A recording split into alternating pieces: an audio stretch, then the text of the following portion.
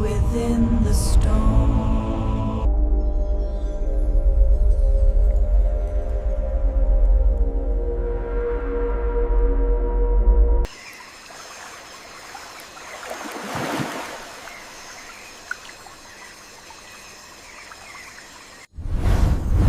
The daughter of the moon. Eat the stone, free the blue, make the color everlasting and true. Blue gods of the sky, accept our offering. This affix here, Master, does it represent the sound zavrshanoy? Precisely. It details the journey through the 9 levels of the underworld. I am Pakal. My voice travels through this stone. The lords of the underworld obey my... It's incredible. They're actually visible. Vertical astronomy, just like the carving said. The sun ascends. The heavens await the offering.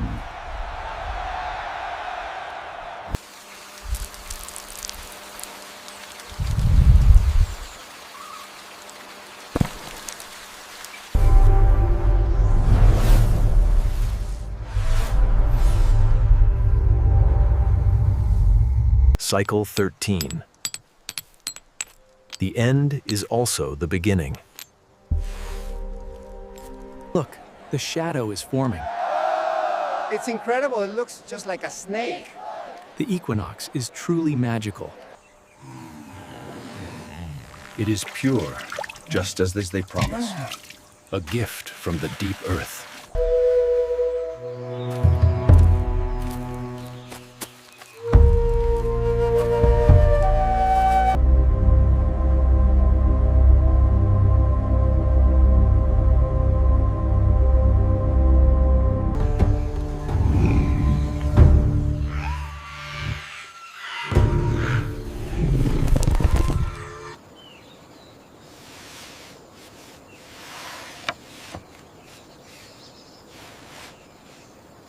Look at the inscriptions. This changes everything. We actually found it. Deep within the emerald embrace of the Yucatan jungle, where the humid air hangs still between vines and jaguars tread silently across a carpet of ferns, the Maya civilization erected something that surpassed even the golden discs of the Incas in its audacity. This was the transparent city, a mythical yet historically real sanctuary where the intellect of priest-astronomers merged with the Earth's rarest natural gift, deposits of rock, crystal, and white quartz. The feat of the Maya masters lay in their ability to embed massive lenses of polished crystal directly into the crests of their pyramids and the walls of their observatories. The Maya intellect was oriented toward the stars like that of no other people. For them, time was not a straight line, it was a complex intertwining of cycles, and to capture the rhythm of the universe, they required instruments of incredible precision. The feat of the builders of the transparent city lay in the creation of calendar temples. Imagine the main pyramid, whose loophole windows were covered with thin plates of translucent obsidian and quartz. On zenith days, when the sun stood directly overhead, the rays passing through these lenses focused inside a darkened hall, painting light maps of constellations onto the floor. This was history's first photoprojection, created by nature itself and human genius. While I looked in her bronze mirrors in London, Maya priests in their crystal chambers calculated the movement of Venus with an error of just a few seconds. Their feat lay in creating a system of mirrors made of polished pyrite and obsidian that could transmit a light signal from one pyramid to another over dozens of miles. The entire city transformed into a giant light-based neural network. The moment a priest on the main summit caught the first ray of a morning star, the flash was relayed onward, notifying the entire valley of the start of a new cycle. The intellect of the Maya rulers allowed them to govern not only people, but water itself. In the transparent city, cenotes, sacred natural sinkholes, were turned into giant lenses. The feat of the engineers lay in clearing the bottom of the cenotes and lining it with light-colored stone, creating a mirror effect. At night, when the moon reached its zenith, its reflection in the water was so crisp that astronomers could study lunar craters simply by looking down into the well. This was an aquatic observatory, where the depth of the earth helped comprehend the height of the heavens. Their women, priestesses of the moon, accomplished their own feat by creating fabrics adorned with thousands of microscopic quartz crystals. When such a woman stepped into the light, she appeared enveloped in a glowing cloud. This was not mere decoration. The intellect of the priests utilized these garments for rituals. Light reflecting off the crystals on the clothing filled the dark niches of temples where the sun never shone. In Guangzhou, roses were grown for fragrance, but here in the Yucatan, light was grown for the realization of truth. From an early age, Maya children learned to hear the stones. The feat of their upbringing lay in training them to notice the slightest changes in the color of the sky through crystal filters. They knew that if quartz produced a certain shade of refraction, great rains would soon arrive. The intellect of this civilization was deeply ecological. They did not destroy the jungle, but integrated their cities into its rhythm, using the power of the sun and the purity of crystals. The primary contribution of the Maya to history is their calendar, which still astounds with its accuracy. The feat of the priests of the transparent city allowed them to gaze millions of years into the future. In their chambers, the walls of which were inlaid with quartz chips to maintain a constant temperature and energetic purity, numbers were born that described the birth and death of star systems. This was a civilization of mystic mathematicians for whom number was sacred. The history of the transparent city is a story of a will that turned translucent stone into an instrument for knowing God. The feat of the Yucatan masters lay in creating an architecture that did not dispute the sky, but served as its mirror. Their intellect allowed them to see through time, using light as the only true language of the universe.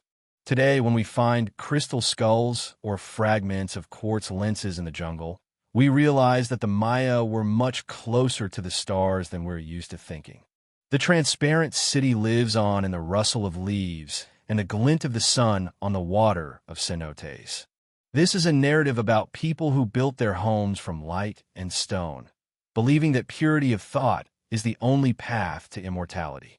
In the depths of the endless forests of the Yucatan, where the humid air feels as thick as honey, the Maya civilization created a world in which architecture was an extension of the starry sky. Their intellect was not limited to merely observing the celestial bodies. They built their cities like giant chronometers. The feat of the Maya lay in their ability to transform raw limestone into a highly refined instrument for measuring time.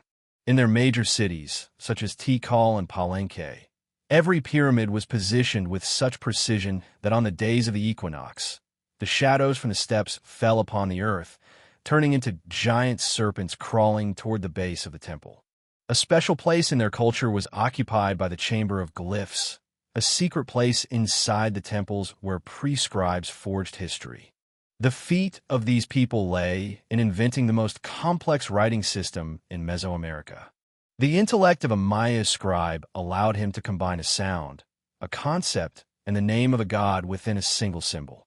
They wrote on codices, paper made from the bark of the ficus tree covered with a thin layer of lime. These manuscripts were windows into other worlds. While universities were just emerging in Europe, libraries already existed in the jungles of Central America, storing data on eclipses for thousands of years to come. The primary merit of Maya rulers, such as the Great Pakal the Great of Palenque, lay in their ability to combine spiritual authority with engineering genius. Pakal's feat is his tomb in the Temple of the Inscriptions. The intellect of the builders allowed them to create a system of ventilation and acoustic channels inside the pyramid, which allowed the voice of a priest deep inside the mountain to resound across the entire city square like heavenly thunder. Pakal's sarcophagus, carved from a single block of stone weighing several tons, is adorned with carvings that many modern researchers mistake for an image of a spaceship. But for the Maya, it was the tree of life piercing through worlds. The Maya intellect also manifested itself in their relationship with the underworld. Xibalba, they believed that caves and cenotes were portals to the realm of shadows. The feat of Maya explorers lay in descending into the deepest chasms to build altars there. They used cenotes not only as water sources, but also as giant observatories. The reflection of stars on the still surface of the water inside a deep well allowed them to see celestial bodies even during the day. This was vertical astronomy, making it possible to capture the movement of planets through a narrow opening in the cave's dome. Women in Maya society accomplished a daily feat by creating fabrics whose complexity of patterns could rival the finest tapestries in the world. The intellect of the weavers allowed them to weave entire cosmogonic narratives into the cloth. Each dress, a hupil, was a woman's personal map of destiny. While roses were prized in the gardens of Guangzhou, sacred orchids and cacao were prized in the Maya gardens planted on the terraces of pyramids. For the Maya, cacao was the food of the gods. Its beans served as currency, and a drink made from them, seasoned with chili pepper, gave warriors and priests clarity of mind and indomitable energy. The children of Maya rulers were raised with the strictest discipline. Their feat began with initiation rites, during which they had to spend several days alone in the jungle, learning to listen to the whisper of the jaguar and the cry of the quetzal. The intellect of a young warrior was tested by his ability to play the ritual ball game. This was not just a sport, it was a model of planetary movement. The rubber ball symbolized the sun, and the players were forbidden from touching it with their hands or feet, using only their hips and elbows. The feat of victory in this game often meant the highest honor, sacrificing oneself so that the sun would continue its journey. The Maya intellect in the field of mathematics was centuries ahead of its time. They were the first in human history to introduce the concept of zero into their calculations. This allowed them to operate with numbers in the millions. Their calendar consisted of several cycles that, when intersecting, created the calendar round. The feat of the priests lay in their ability to predict the day when 5 different cycles would coincide, something that happened once every 52 years. This day was considered a critical point in the existence of the universe, when fires in the cities were extinguished and priests on mountaintops awaited a sign from the stars that the world would continue. The history of the Maya is a narrative of a nation that managed to build megalopolises in conditions where nature seeks to reclaim everything human within a matter of years. The feat of the masters of Tikal, who erected pyramids higher than the canopies of the oldest trees, lay in creating a symbol of the dominance of reason over the chaos of the jungle. Their intellect allowed them to create a system of choltons, underground storage facilities for water and grain that saved millions of people during great droughts. The mystery of the disappearance of the classic Maya civilization still mystifies minds today. The feat of the last priests lay in their deliberate abandonment of their majestic cities, leaving them to the mercy of the advancing forest. Perhaps their intellect told them that the ecological balance had been disrupted, and the only way to save themselves was to leave, keeping their knowledge sealed in stone. The Maya's cities did not perish by the sword of an enemy. They fell asleep under a green blanket of vines, only to speak to us again centuries later in the language of their glyphs. Today, when we clear moss from the temple walls, we do not see mere ruins. We see an embodied dream of order, harmony, and eternity. The intellect of the ancient Maya lives on in their calculations, which remain accurate today.